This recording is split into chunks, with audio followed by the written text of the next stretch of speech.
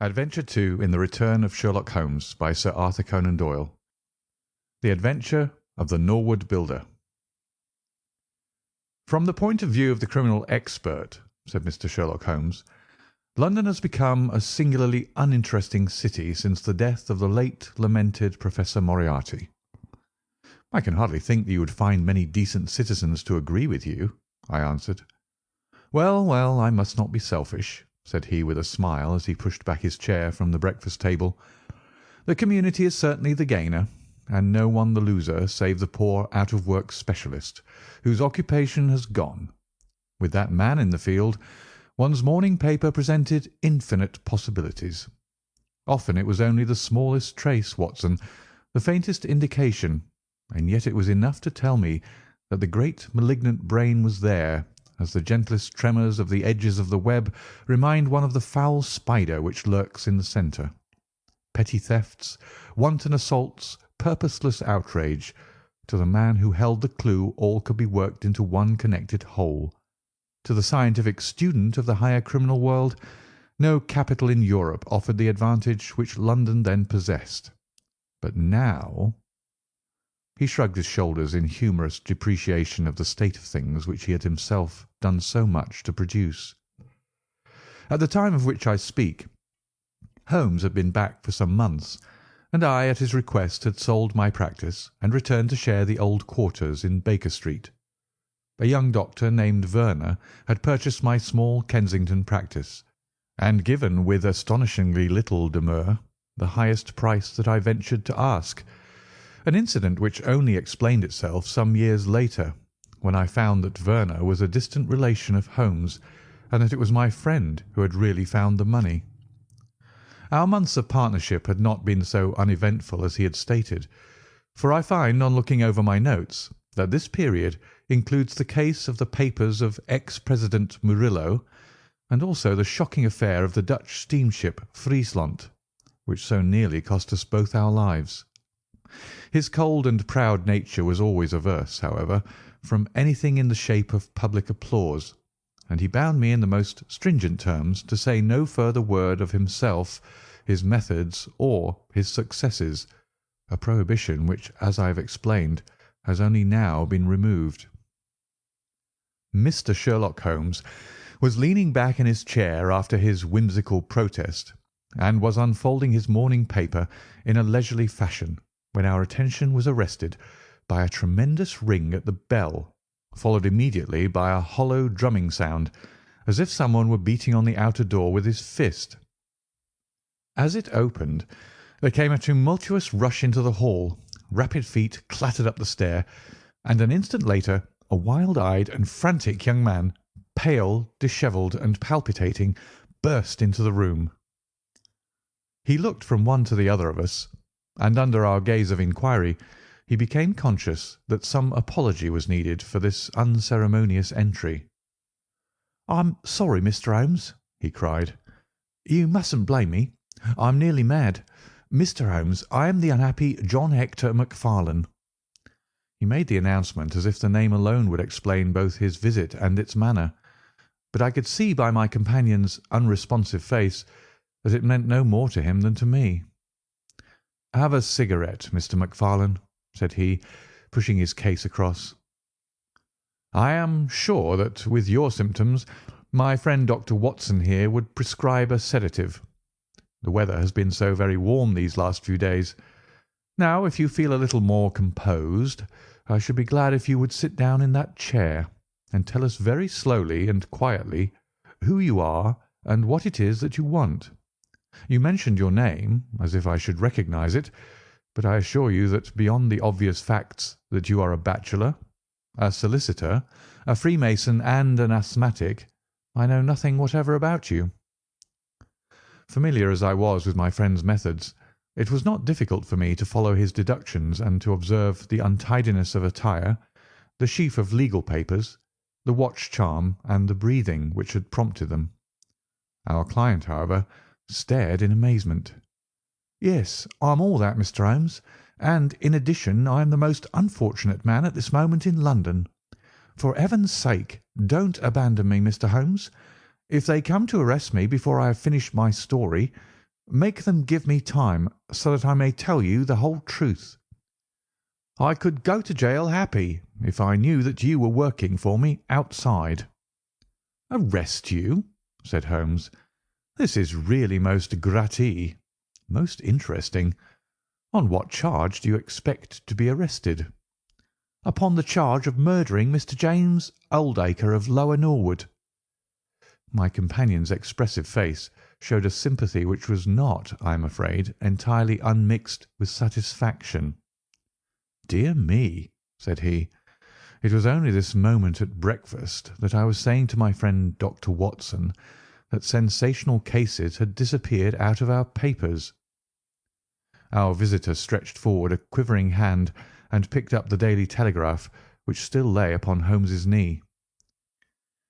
"If you had looked at it, sir, you would have seen at a glance what the errand is on which I have come to you this morning.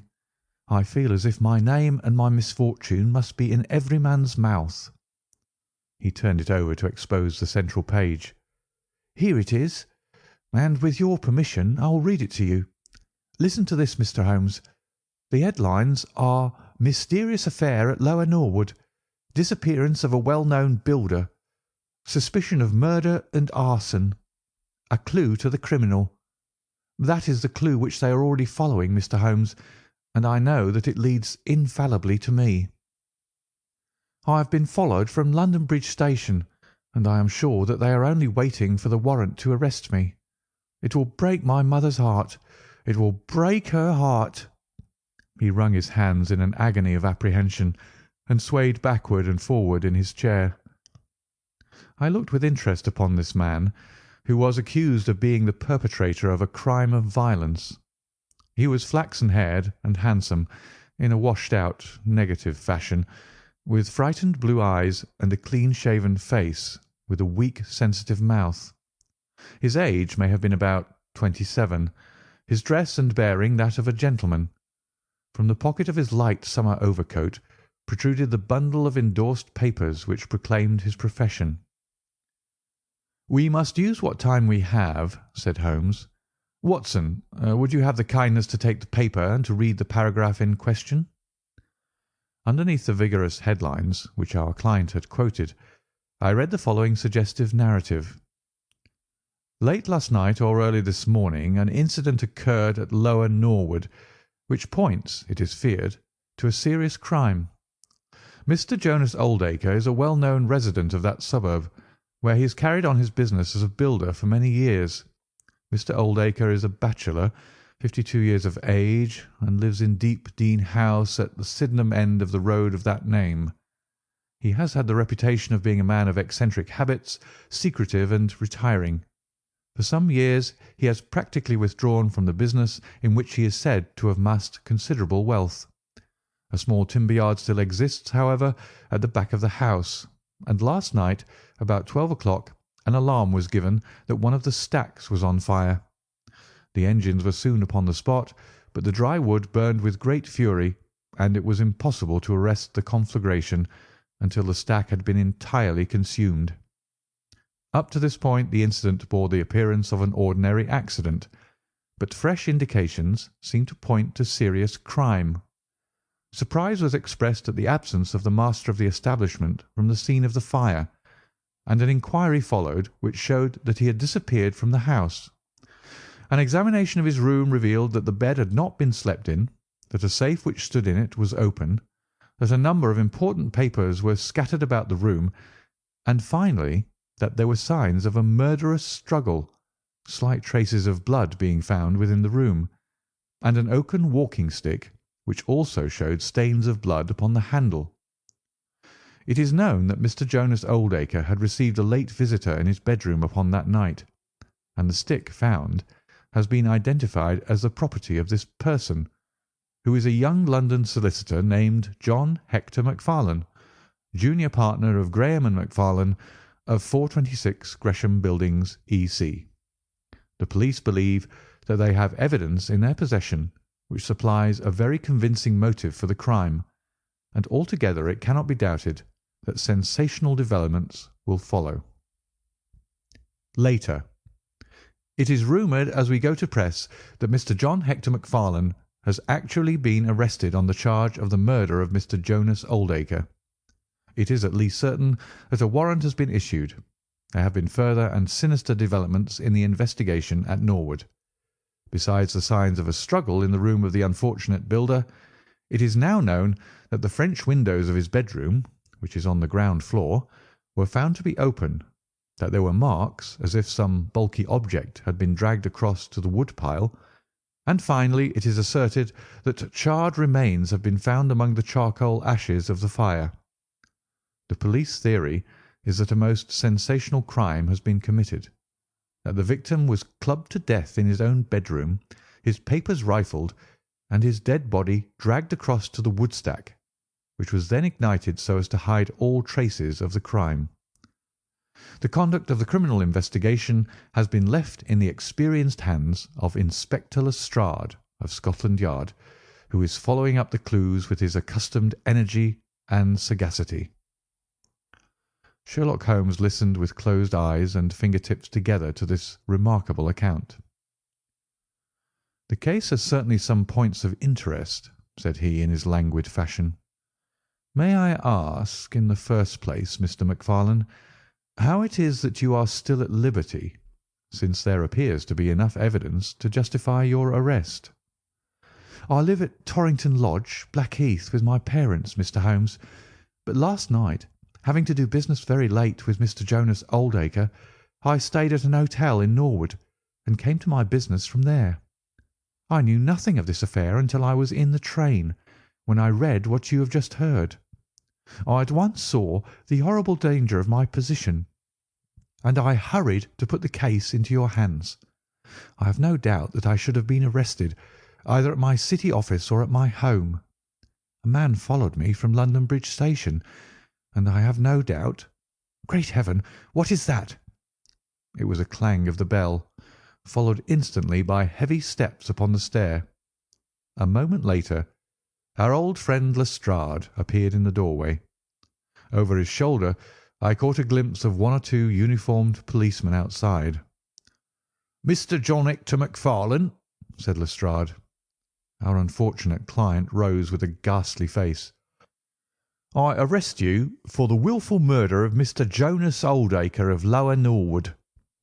MacFarlane turned to us with a gesture of despair and sank into his chair once more like one who is crushed.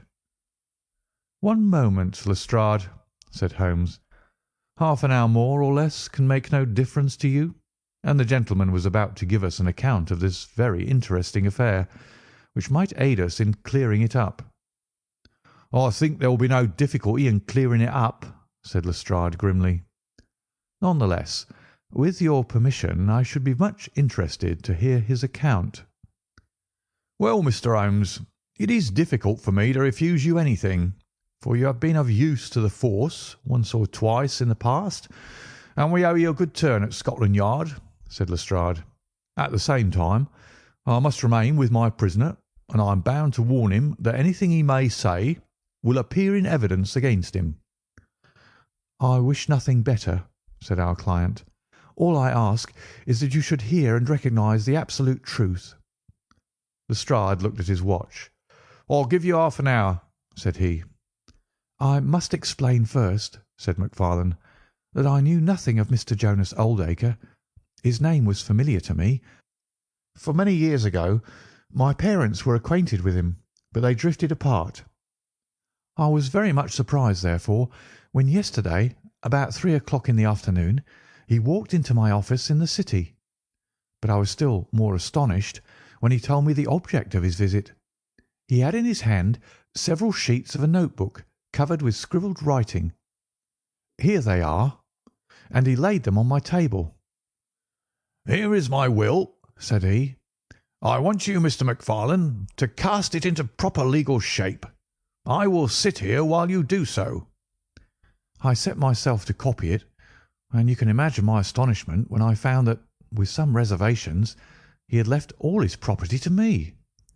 He was a strange little ferret-like man with white eyelashes, and when I looked up at him I found his keen grey eyes fixed upon me with an amused expression.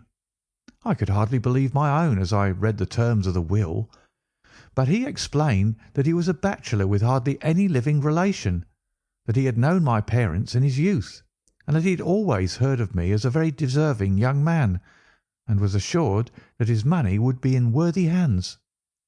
Of course, I could only stammer out my thanks. The will was duly finished, signed and witnessed by my clerk. This is it on the blue paper, and these slips, as I've explained, are the rough draft. Mr. Jonas Oldacre then informed me that there were a number of documents, building leases, title deeds, mortgages, scrip, and so forth, which it was necessary that I should see and understand. He said that his mind would not be easy until the whole thing was settled, and he begged me to come out to his house at Norwood that night, bringing the will with me, and to arrange matters. "Remember, my boy, not one word to your parents about the affair until everything is settled. We will keep it as a little surprise for them." He was very insistent upon this point, and made me promise it faithfully. You can imagine, Mr. Holmes, that I was not in a humour to refuse him anything that he might ask. He was my benefactor, and all my desire was to carry out his wishes in every particular. I sent a telegram home, therefore, to say that I had important business on hand, and that it was impossible for me to say how late I might be. Mr. Oldacre had told me that he would like me to have supper with him at 9, as he might not be home before that hour. I had some difficulty in finding his house, however, and it was nearly half-past before I reached it. I found him— "One moment," said Holmes. "Who opened the door?" "A middle-aged woman who was, I suppose, his housekeeper." "And it was she, I presume, who mentioned your name?" "Exactly," said Macfarlane. "Pray proceed." Macfarlane wiped his damp brow and then continued his narrative. "I was shown by this woman into a sitting-room where a frugal supper was laid out. Afterwards, Mr. Jonas Oldacre led me into his bedroom, in which there stood a heavy safe. This he opened and took out a mass of documents, which we went over together. It was between 11 and 12 when we finished. He remarked that we must not disturb the housekeeper. He showed me out through his own French window, which had been open all this time." "Was the blind down?" asked Holmes. "I will not be sure, but I believe that it was only half down. Yes, I remember how we pulled it up in order to swing open the window. I could not find my stick, and he said, 'Never mind, my boy, and I shall see a good deal of you now, I hope, and I'll keep your stick until you come back to claim it.' I left him there, the safe open and the papers made up in packets upon the table. It was so late that I could not get back to Blackheath, so I spent the night at the Annerley Arms, and I knew nothing more until I read of this horrible affair in the morning." "Anything more that you'd like to ask, Mr. Holmes?" said Lestrade, whose eyebrows had gone up once or twice during this remarkable explanation. "Not until I have been to Blackheath." "You mean to Norwood?" said Lestrade. "Oh, yes, no doubt that is what I must have meant," said Holmes with his enigmatical smile. Lestrade had learned by more experiences than he could care to acknowledge that brain could cut through that which was impenetrable to him. I saw him look curiously at my companion. "I think I should like to have a word with you presently, Mr. Sherlock Holmes," said he.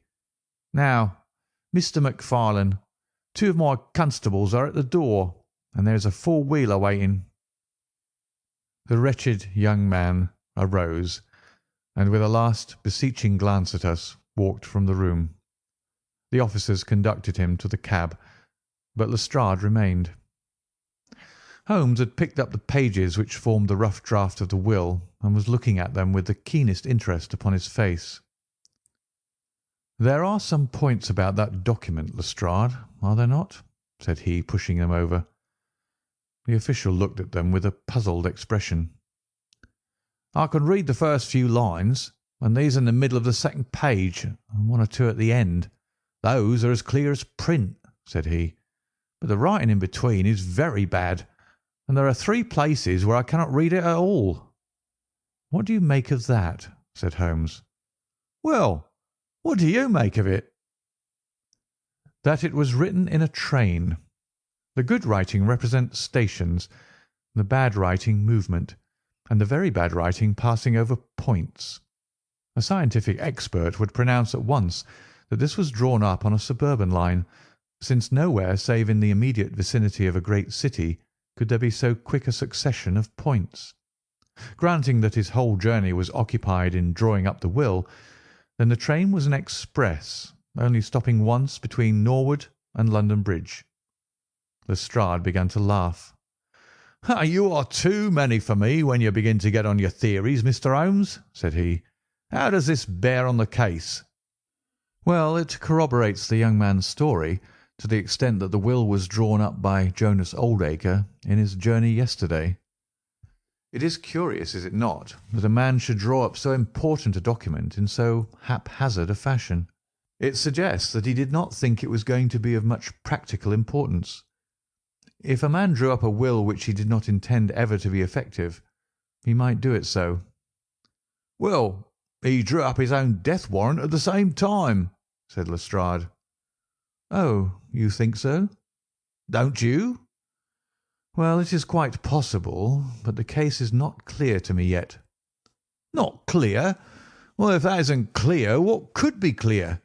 Here is a young man who learns suddenly that if a certain older man dies, he will succeed to a fortune. What does he do? He says nothing to anyone, but he arranges that he shall go out on some pretext to see his client that night. He waits until the only other person in the house is in bed, and then in the solitude of a man's room he murders him, burns his body in the woodpile, and departs to a neighbouring hotel. The bloodstains in the room and also on the stick are very slight. It is probable that he imagined his crime to be a bloodless one, and hoped that if the body were consumed, it would hide all traces of the method of his death, traces which for some reason must have pointed to him. Is not all this obvious?" "It strikes me, my good Lestrade, as being just a trifle too obvious," said Holmes. "You do not add imagination to your other great qualities, but if you could for one moment put yourself in the place of this young man, would you choose the very night after the will had been made to commit your crime?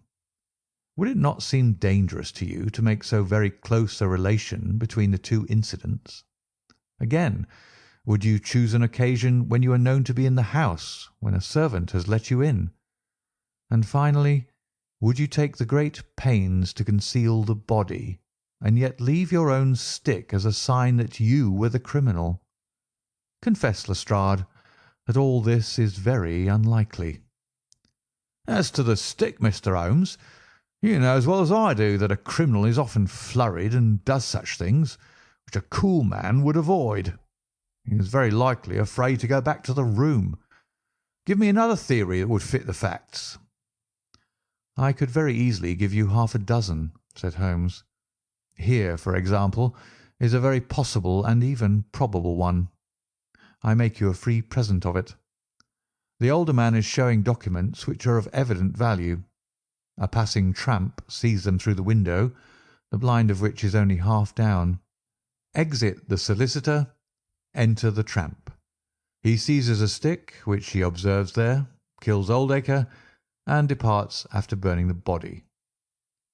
"Why should the tramp burn the body?" "For the matter of that, why should Macfarlane?" "To hide some evidence." "Possibly the tramp wanted to hide that any murder at all had been committed." "And why did the tramp take nothing?" "Because there were papers that he could not negotiate." Lestrade shook his head, though it seemed to me that his manner was less absolutely assured than before. "Well, Mr. Sherlock Holmes, you may look for your tramp, and while you are finding him we will hold on to our man. The future will show which is right. Just notice this point, Mr. Holmes, that so far as we know, none of the papers were removed, and that the prisoner is the one man in the world who had no reason for removing them, since he was heir at law, and would come into them in any case." My friend seemed struck by this remark. I don't mean to deny that the evidence is in some ways very strongly in favour of your theory," said he. "I only wish to point out that there are other theories possible. As you say, the future will decide. Good morning. I dare say that in the course of the day I shall drop in at Norwood and see how you're getting on." When the detective departed, my friend rose and made his preparations for the day's work with the alert air of a man who has a congenial task before him. "My first movement, Watson," said he as he bustled into his frock-coat, "must, as I said, be in the direction of Blackheath." "And why not Norwood?" "Because we have in this case one singular incident coming close to the heels of another singular incident. The police are making the mistake of concentrating their attention upon the second, because it happens to be the one which is actually criminal. But it is evident to me that the logical way to approach the case is to begin by trying to throw some light upon the first incident, the curious will, so suddenly made and to so unexpected an heir. It may do something to simplify what followed. No, my dear fellow, I don't think you can help me. There is no prospect of danger, or I should not dream of stirring out without you. I trust that when I see you in the evening I will be able to report that I have been able to do something for this unfortunate youngster who has thrown himself upon my protection." It was late when my friend returned, and I could see by a glance at his haggard and anxious face that the high hopes with which he had started had not been fulfilled. For an hour he droned away upon his violin, endeavouring to soothe his own ruffled spirits. At last he flung down the instrument and plunged into a detailed account of his misadventures. "It's all going wrong, Watson, all as wrong as it can go. I kept a bold face before Lestrade, but upon my soul I believe that for once the fellow is on the right track and we are on the wrong. All my instincts are one way, and all the facts are the other, and I much fear that British juries have not yet attained that pitch of intelligence when they will give the preference to my theories over Lestrade's facts. Did you go to Blackheath?" "Yes, Watson, I went there, and I found very quickly that the late lamented Oldacre was a pretty considerable blackguard. The father was away in search of his son. The mother was at home, a little fluffy blue-eyed person in a tremor of fear and indignation. Of course, she would not admit even the possibility of his guilt, but she would not express either surprise or regret over the fate of Oldacre. On the contrary, she spoke of him with such bitterness that she was unconsciously considerably strengthening the case of the police, for of course if her son had heard her speak of the man in this fashion it would predispose him towards hatred and violence. "He was more like a malignant and cunning ape than a human being," said she, "and he always was, ever since he was a young man." "You knew him at that time?" said I. "Yes, I knew him well. In fact, he was an old suitor of mine. Thank heaven that I had the sense to turn away from him and to marry a better, if poorer, man. I was engaged to him, Mr. Holmes, when I heard a shocking story of how he had turned a cat loose in an aviary, and I was so horrified at this brutal cruelty that I would have nothing more to do with him." She rummaged in a bureau, and presently she produced a photograph of a woman shamefully defaced and mutilated with a knife. "My own photograph," she said. "He sent it to me in that state, with this curse upon my wedding morning." "Well," said I, "at least he has forgiven you now, since he has left all his property to your son." "Neither my son nor I want anything from Jonas Oldacre, dead or alive," she cried with a proper spirit. "There is a God in heaven, Mr. Holmes, and that same God who has punished that wicked man will show in his own good time that my son's hands are guiltless of his blood." Well, I tried one or two leads, but could get at nothing which would help our hypothesis, and several points which would make against it. I gave it up at last, and off I went to Norwood. This place, Deep Dean House, is a big modern villa of staring brick, standing back in its own grounds with a laurel-clumped lawn in front of it. To the right and some distance back from the road was the timber yard which had been the scene of the fire. Here's a rough plan on a leaf of my notebook. This window on the left is the one which opens into Oldacre's room. You can look into it from the road, you see. That is about the only bit of consolation I have had to-day. Lestrade was not there, but his head constable did the honours. They had just found a great treasure trove. They had spent the morning raking among the ashes of the burned wood-pile, and besides the charred organic remains they had secured several discoloured metal discs. I examined them with care, and there was no doubt that they were trouser buttons. I even distinguished that one of them was marked with the name of Hyams, who was Oldacre's tailor. I then worked the lawn very carefully for signs and traces, but this drought has made everything as hard as iron. Nothing was to be seen, save that some body or bundle had been dragged through a low privet hedge which is in a line with the wood-pile. All that, of course, fits in with the official theory. I crawled about the lawn with an August sun on my back, but I got up at the end of an hour, no wiser than before. Well, after this fiasco, I went into the bedroom and examined that also. The blood-stains were very slight, mere smears and discolorations, but undoubtedly fresh.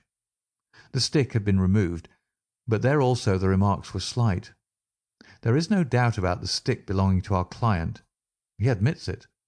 Footmarks of both men could be made out on the carpet, but none of any third person, which again is a trick for the other side.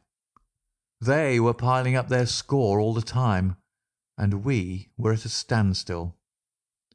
Only one little gleam of hope did I get, and yet it amounted to nothing. I examined the contents of the safe, most of which had been taken out and left on the table. The papers had been made up into sealed envelopes, one or two of which had been opened by the police. They were not, so far as I could judge, of any great value, nor did the bank book show that Mr. Oldacre was in such very affluent circumstances. But it seemed to me that all the papers were not there. There were allusions to some deeds, possibly the more valuable, which I could not find. This, of course, if we could definitely prove it, would turn Lestrade's argument against himself, for who would steal a thing if he knew that he would shortly inherit it? Finally, having drawn every other cover and picked up no scent, I tried my luck with the housekeeper. Mrs. Lexington is her name, a little dark, silent person with suspicious and sidelong eyes. She could tell us something if she would, I am convinced of it, but she was as close as wax. Yes, she had let Mr. MacFarlane in at 9:30. She wished her hand had withered before she had done so. She had gone to bed at 10:30. Her room was at the other end of the house, and she could hear nothing of what had passed. Mr. MacFarlane had left his hat and, to the best of her belief, his stick in the hall. She had been awakened by the alarm of fire. Her poor dear master had certainly been murdered. Had he any enemies? Well, every man had enemies, but Mr. Oldacre kept himself very much to himself, and only met people in the way of business. She had seen the buttons, and was sure that they belonged to the clothes which he had worn last night. The wood-pile was very dry, for it had not rained for a month. It burned like tinder, and by the time she reached the spot nothing could be seen but flames. She and all the firemen smelled the burned flesh from inside it. She knew nothing of the papers, nor of Mr. Oldacre's private affairs. So, my dear Watson, there's my report of a failure. And yet, he clenched his thin hands in a paroxysm of conviction, I know it's all wrong. I feel it in my bones. There is something that has not come out, and that housekeeper knows it. There was a sort of sulky defiance in her eyes, which only goes with guilty knowledge.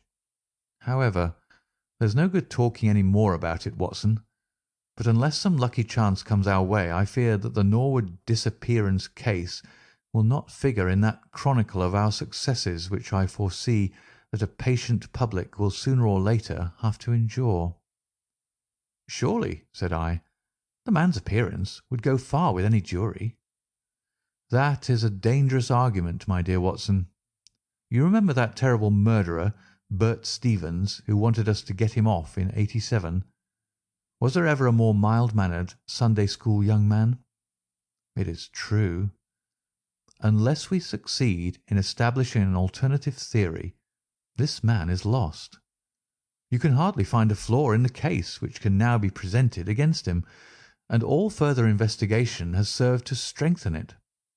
By the way, there is one curious little point about those papers which may serve us as the starting point for an inquiry.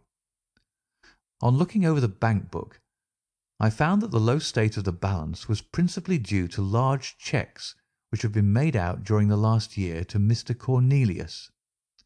I confess that I should be interested to know who this Mr. Cornelius may be with whom a retired builder has such very large transactions. Is it possible that he has had a hand in the affair? Cornelius might be a broker, but we have found no scrip to correspond with these large payments. Failing any other indication, my researches must now take the direction of an inquiry at the bank for the gentleman who has cashed these cheques. But I fear, my dear fellow, that our case will end ingloriously by Lestrade hanging our client, which will certainly be a triumph for Scotland Yard. I do not know how far Sherlock Holmes took any sleep that night, but when I came down to breakfast I found him pale and harassed, his bright eyes the brighter for the dark shadows round them. The carpet round his chair was littered with cigarette ends and with the early editions of the morning papers. An open telegram lay upon the table. "What do you think of this, Watson?" he asked, tossing it across. It was from Norwood and ran as follows: "Important fresh evidence to hand. Macfarlane's guilt definitely established. Advise you to abandon case. Lestrade." "This sounds serious," said I. "It is Lestrade's little cock-a-doodle of victory," Holmes answered, with a bitter smile. "And yet it may be premature to abandon the case. After all, important fresh evidence is a two-edged thing, and may possibly cut in a very different direction to that which Lestrade imagines.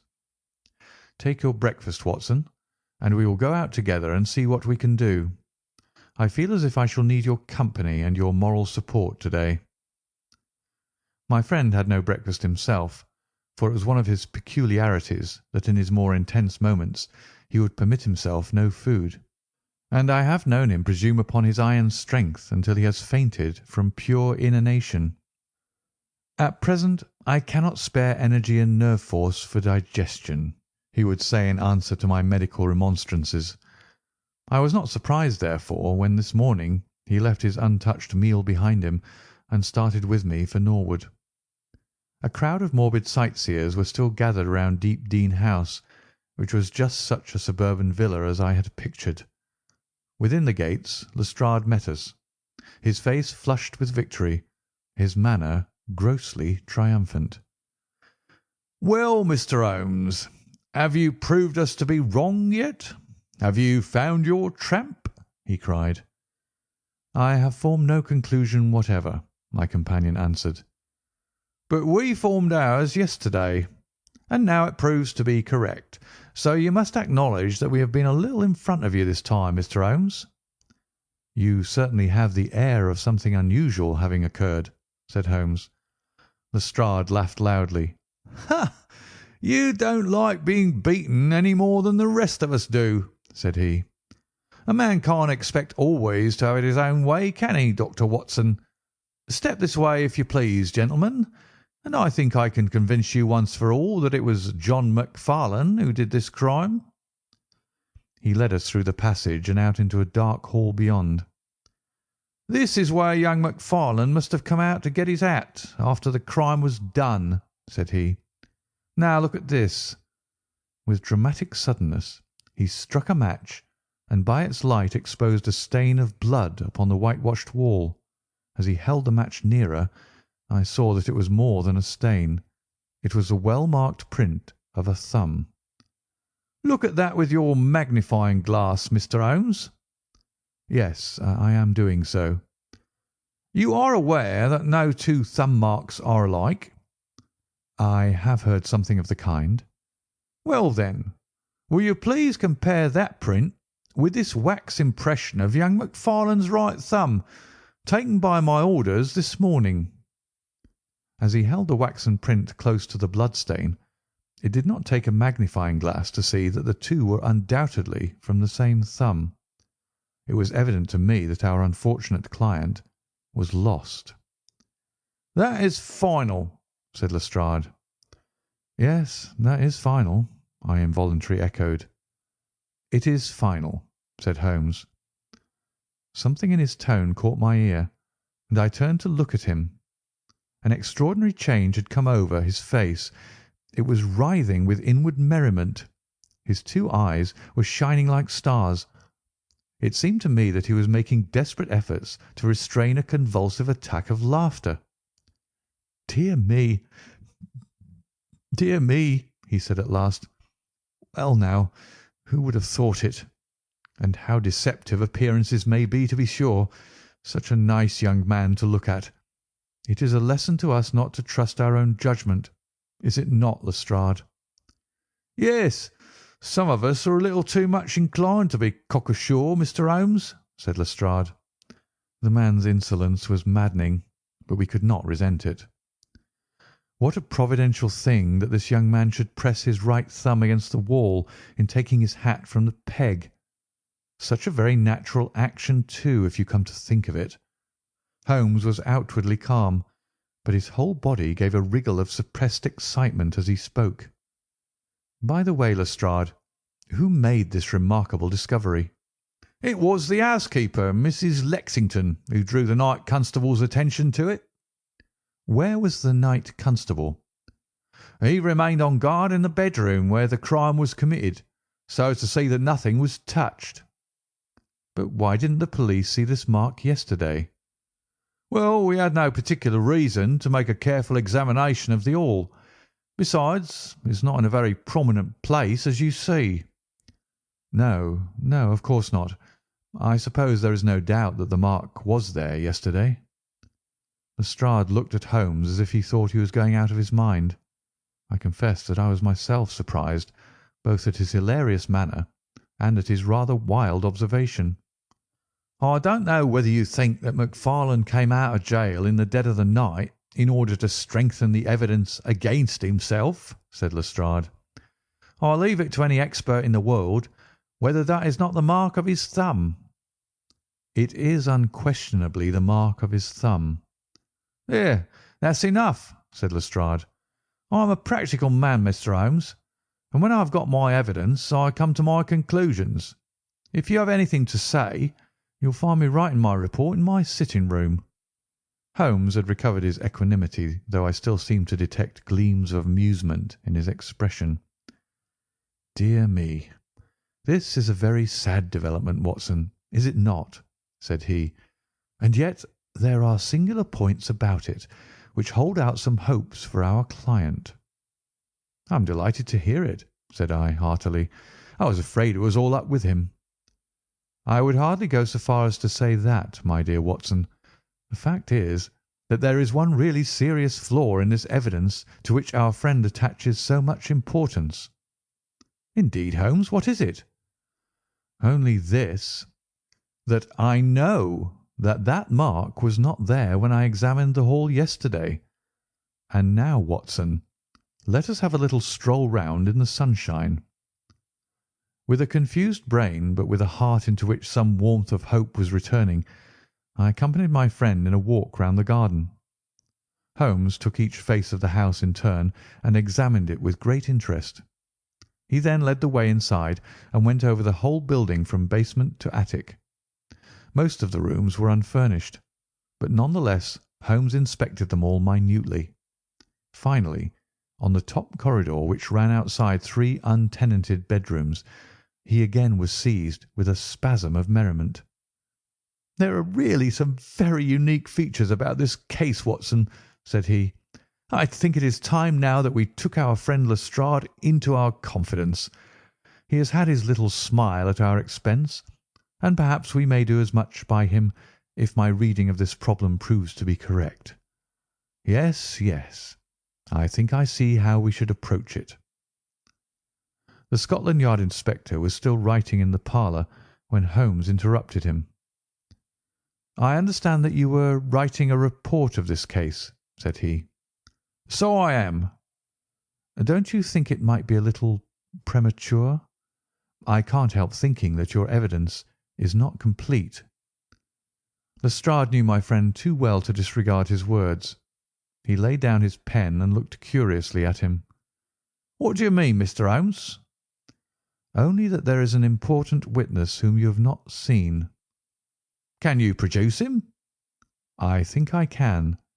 "Then do so." "I will do my best. How many constables have you?" "There are 3 within call." "Excellent," said Holmes. "May I ask if they are all large, able-bodied men with powerful voices?" "I have no doubt they are, though I fail to see what their voices have to do with it." "Perhaps I can help you to see that, and 1 or 2 other things as well," said Holmes. "Kindly summon your men, and I will try." 5 minutes later 3 policemen had assembled in the hall.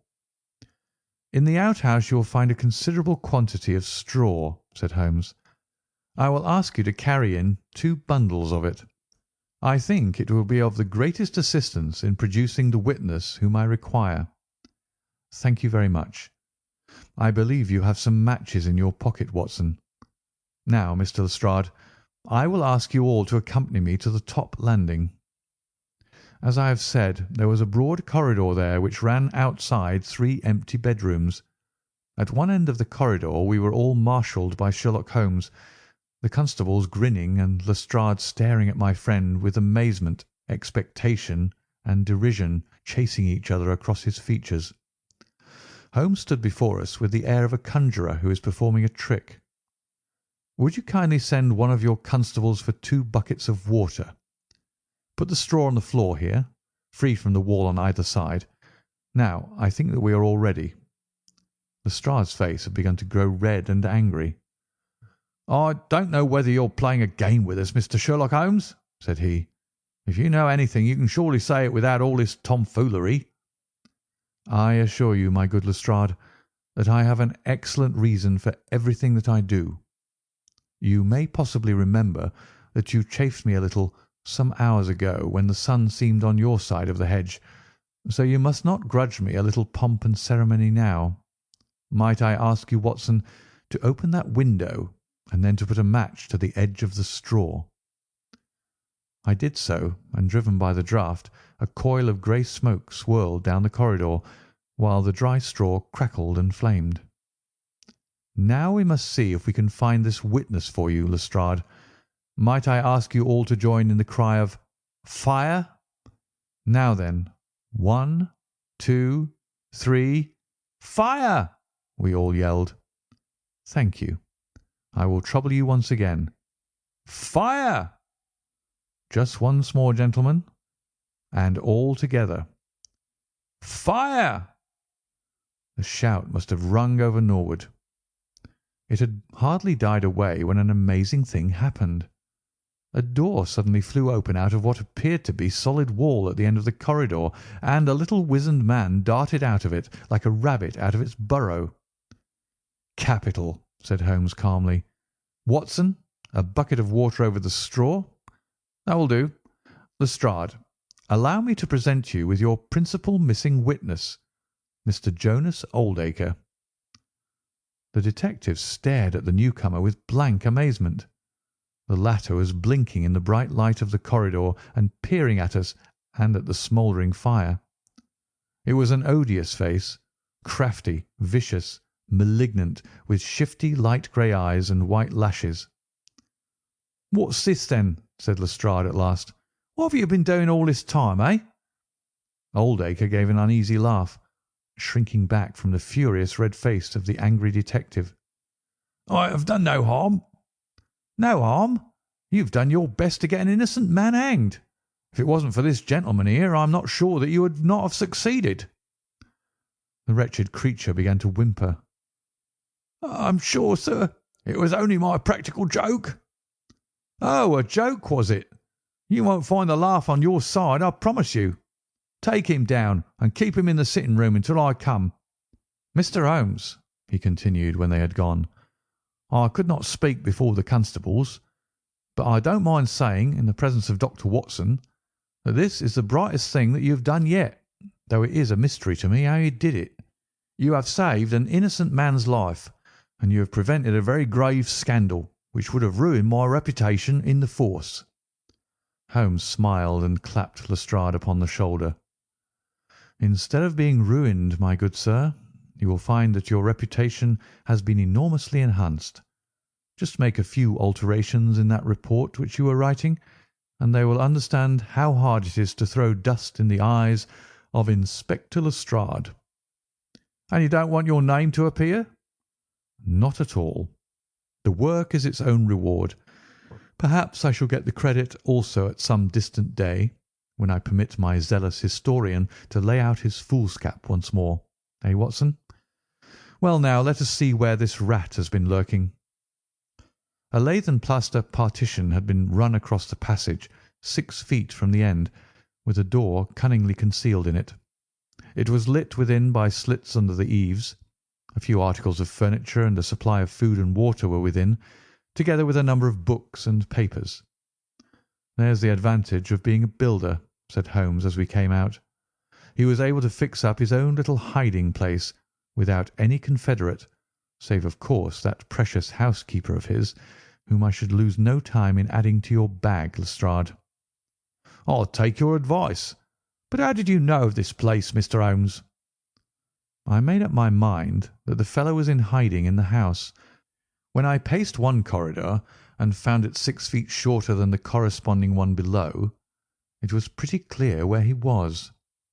I thought he had not the nerve to lie quiet before an alarm of fire. We could, of course, have gone in and taken him, but it amused me to make him reveal himself. Besides, I owed you a little mystification, Lestrade, for your chaff in the morning." "Well, sir, you certainly got equal with me on that. But how in the world did you know that he was in the house at all?" "The thumb mark, Lestrade. You said it was final, and so it was, in a very different sense. I knew it had not been there the day before. I pay a good deal of attention to matters of detail, as you may have observed, and I had examined the hall and was sure that the wall was clear. Therefore, it had been put on during the night." "But how?" "Very simply. When those packets were sealed up, Jonas Oldacre got MacFarlane to secure one of the seals by putting his thumb upon the soft wax. It would be done so quickly and so naturally that I dare say the young man himself has no recollection of it. Very likely it just so happened, and Oldacre had himself no notion of the use he would put it to. Brooding over the case in that den of his, it suddenly struck him what absolutely damning evidence he could make against MacFarlane by using that thumb mark. It was the simplest thing in the world for him to take a wax impression from the seal, to moisten it in as much blood as he could get from a pinprick, and to put the mark upon the wall during the night, either with his own hand or with that of his housekeeper. If you examine among those documents which he took with him into his retreat, I will lay you a wager that you will find the seal with the thumb mark upon it." "Wonderful," said Lestrade. "Wonderful. It's all as clear as crystal, as you put it. But what is the object of this deep deception, Mr. Holmes?" It was amusing to me to see how the detective's overbearing manner had changed suddenly to that of a child asking questions of its teacher. "Well, I don't think that it is very hard to explain. A very deep, malicious, vindictive person is the gentleman who is now waiting us downstairs. You know that he was once refused by MacFarlane's mother." "You don't? I told you that you should go to Blackheath first and Norwood afterwards. Well, this injury, as he would consider it, has rankled in his wicked, scheming brain, and all his life he has longed for vengeance, but never seen his chance. During the last year or two, things have gone against him, secret speculation, I think, and he finds himself in a bad way. He determines to swindle his creditors, and for this purpose he pays large cheques to a certain Mr. Cornelius, who is, I imagine, himself under another name. I have not traced these cheques yet, but I have no doubt that they were banked under that name at some provincial town where Oldacre from time to time led a double existence. He intended to change his name altogether, draw this money, and vanish, starting life again elsewhere. Well, that's likely enough. It would strike him that in disappearing he might throw all pursuit off his track, and at the same time have an ample and crushing revenge upon his old sweetheart, if he could give the impression that he had been murdered by her only child. It was a masterpiece of villainy, and he carried it out like a master. The idea of the will, which would have given an obvious motive for the crime, the secret visit unknown to his own parents, the retention of the stick, the blood and the animal remains and buttons in the woodpile, all were admirable.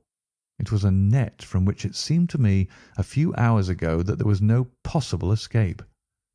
But he had not that supreme gift of the artist, the knowledge of when to stop. He wished to improve that which was already perfect, to draw the rope tighter yet round the neck of his unfortunate victim, and so he ruined all. Let us descend, Lestrade. There are just one or two questions that I would ask him." The malignant creature was seated in his own parlour, with a policeman upon each side of him. "It was a joke, my good sir, a practical joke, nothing more," he whined incessantly. "I assure you, sir, that I simply concealed myself in order to see the effect of my disappearance, and I am sure that you would not be so unjust as to imagine that I would have allowed any harm to befall poor young Macfarlane." "That's for a jury to decide," said Lestrade. "Anyhow, we shall have you on a charge of conspiracy, if not for attempted murder." "And you'll probably find that your creditors will impound the banking account of Mr. Cornelius," said Holmes. The little man started and turned his malignant eyes upon my friend. "I have to thank you for a good deal," said he. "Perhaps I'll pay my debt some day." Holmes smiled indulgently. "I fancy that for some few years you will find your time very fully occupied," said he. "By the way, what was it you put into the woodpile besides your old trousers? A dead dog, or rabbits, or what? You won't tell? Dear me, how very unkind of you. Well, well, I dare say that a couple of rabbits would account both for the blood and for the charred ashes. If ever you write an account, Watson, you can make rabbits serve your turn." End of The Adventure of the Norwood Builder.